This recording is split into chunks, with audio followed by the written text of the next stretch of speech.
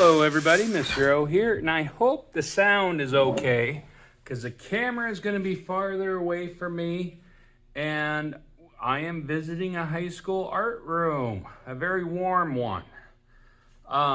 So let me talk about stretching a canvas. I have this old canvas that was stretched before me, and I want to show you something. I'm going to show you a different way. There's nothing wrong with stretching your canvas like this, and we will talk about cleaning some stuff up so you don't get the threads and stuff like that. And we're going to talk about maybe proper staple placement, doing a more efficient way of placing staples. What they did do good is the canvas is very taut. They did a good job with that. And most people don't see the back, but I figure if some of you go on and become professional painters, you may have to do this regularly just to cut down on your costs, and you can get yourself higher quality of canvas. Now, I'm going to tell you, for me, I buy my canvases. I buy Gallery grade, which is like a double fold. Thicker canvases, like 2-inch thick on the sides, where this is 5/8, and it's just done a little bit, but I wait till things are on sale and then I buy a lot of things. So that's how I do it. You guys may not have that option. What is the benefit of stretching your own canvas? Let's just talk about that. One, cost. If you're going to do a lot of painting, it cuts down on your costs. Stretching your own canvas also gives you a little more quality, if you do it right, that is. Fredericks are great stretchers. In my classroom, I have 12, 16, 18, 20, and 24 inch. If you're overseas, it's not done by inches, but and you put them in by joints. You take a look at this, and you will notice that you got to really muscle. And let me get this lined up. I can do it without a hammer most times. You might need just a rubber mallet. I like to do it by hand because then I can adjust, okay? The other thing I like to maybe have handy is some masking tape, just to kind of tape it in case it's a little loose. Sometimes they do feel a little loose.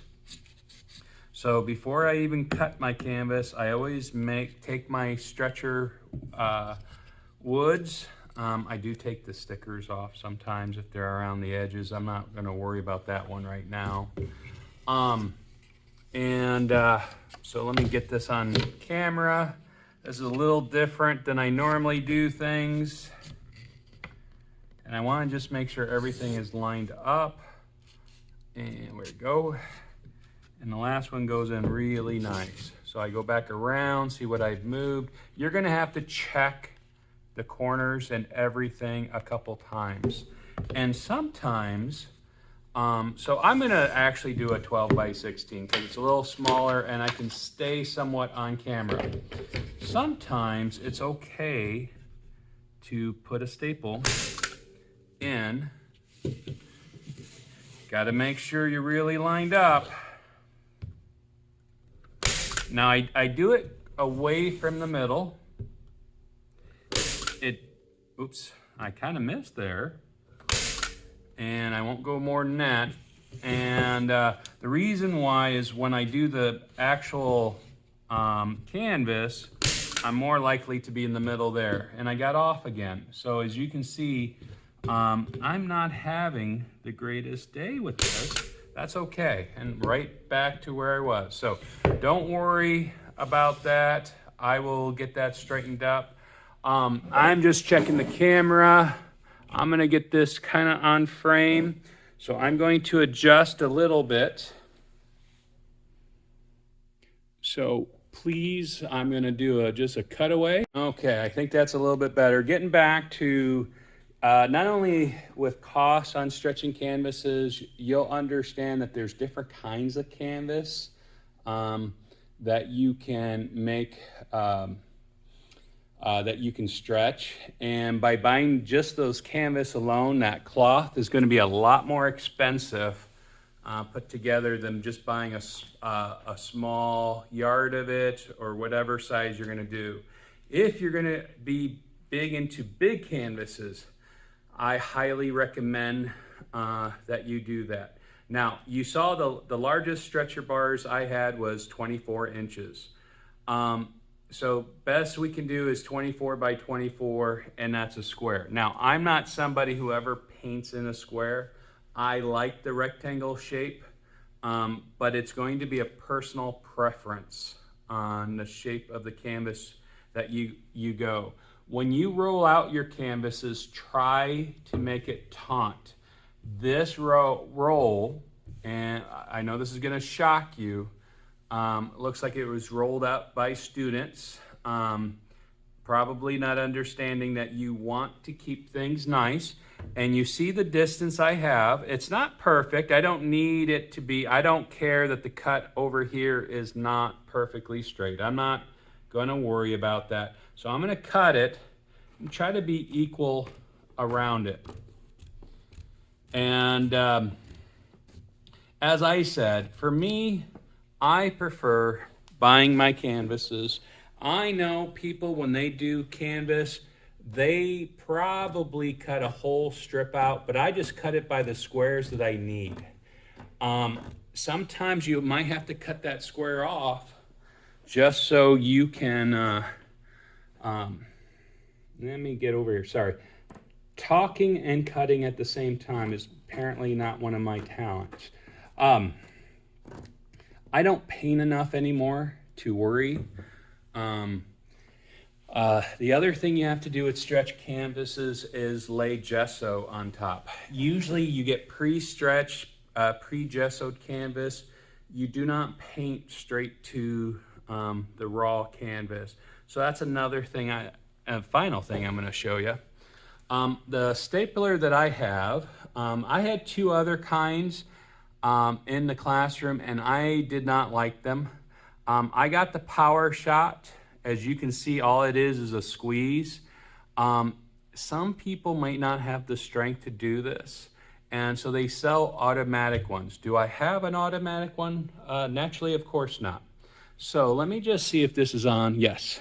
So as you can see, I'm folding this. What I'm going to do is I'm going to actually tuck in the bottom part. And you can see it's okay that it goes over, but I'm going to have a tucked in piece right here. And I'm going to go flat. I'm going to just start. Actually, I'm going to go right in the middle. In the middle of this demonstration, of course, I'm probably going to need new staples, and I don't have them handy, so there'll be another cutaway there.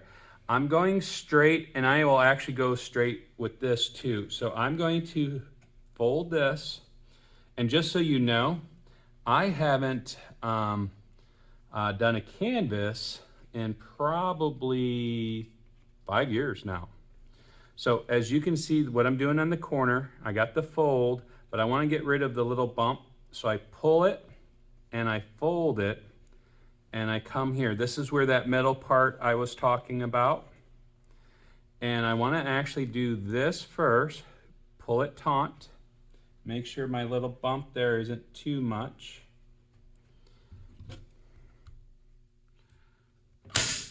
And I get it right in there, get right in the wood, and now I pull it taut again, and this time I'm going to go to the center. And actually what I'm going to do is flip around. You see that it's up a little bit? The reason it is like that is because I'm hitting the bump, the rounded part of the wood, and that's a mistake on my part. I'm so worried about demonstrating, I'm not going to do a good job of stapling. So I'm going to do a cutaway, and I'm going to get a staple remover, and then you guys can see me fix it from there. Okay, we got a little bit of magic. So here is the most common staple gun there is. I don't like it. Take a look at how far my hand is spread on this versus this. I find people with smaller hands are still able to do the power shot. This sometimes takes two hands and that's what gets people a little off, and that might be why you see that on that nicer board or that finished canvas I showed you earlier. So this is a nice staple remover, but you got to be very careful. It's not really made for heavy duty staples, so you can actually bend and break the bottom part of this. So you do it gently and get under there. Now I'm going to make that taunt again. As you can see, my corners will always be a little tougher. And power staple. Now I am going to add one more around the corners, but I'm waiting. And so here I go. I'm going to bring this down. This is with it being just a little bit crooked, gets a little more problematic. So I'm going to fold this. What I'm doing is I'm trying to eliminate the little bump that it's not so dramatic. And you've probably seen this done much better on professional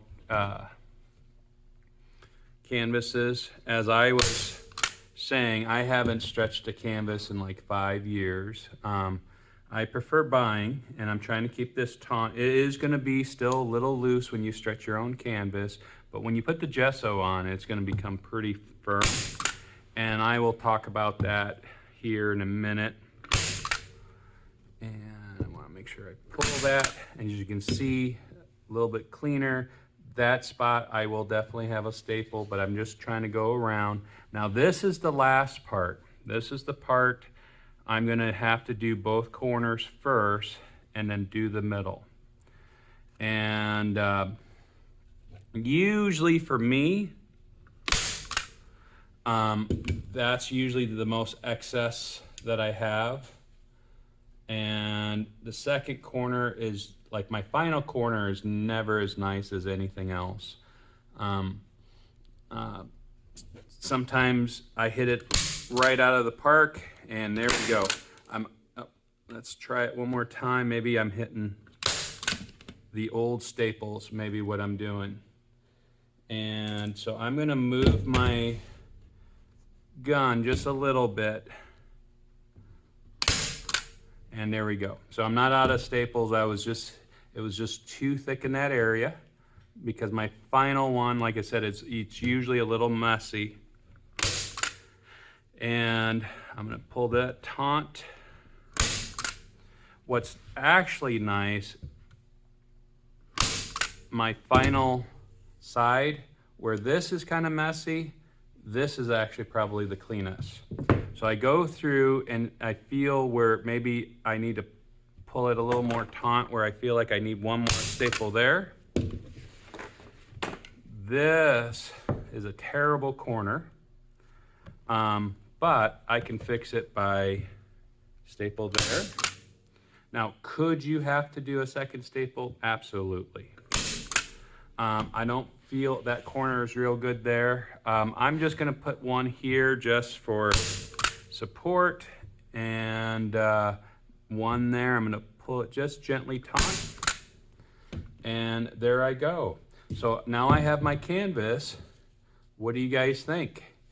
It is a little loose, and I'm not too worried about that, because when I put the gesso on, and I'm gonna do another cutaway, but I'm gonna clean up the whole area first. I believe in cleaning up your area, doing one thing at a time, because that way I don't accidentally splash. I get rid of any excess staples that I had issues with, and then I will paint my whole canvas white. And maybe I'll just like do that as a separate video so you watch two different videos. So guys, have a beautiful day, and I'll see you in the gesso video here in a moment. Well, hello everybody. So I didn't really tell you what I was doing there because I was so focused on the staples and everything, and I said goodbye, but I want to show you, I want to get your opinion. what looks cleaner and what looks better. Both these methods are correct. When I stretch for myself, I actually do fold under the wood like you saw the very first one that I did. I did this because it was quicker and to show you that is normally how you are taught. If you're a student of mine, I'd like you to consider to fold underneath. I'm not going to make that. That's not going to be part of your grade. I think you will find that your canvas will get more taut. The other thing too is there's going to be a box of scrap canvas already pre-cut. You can look to see if you can find a size before you cut down a big scrap. See if any of the smaller scraps work, or leave the big scrap for somebody who's going to do a bigger painting. When it comes to unrolling the canvas, the tables might not be put together for you. Help each other. Make sure there's probably 2 of you stretching a canvas in the beginning until you learn how to do it by yourself, okay? Now, I'm going to get ready for the gesso video.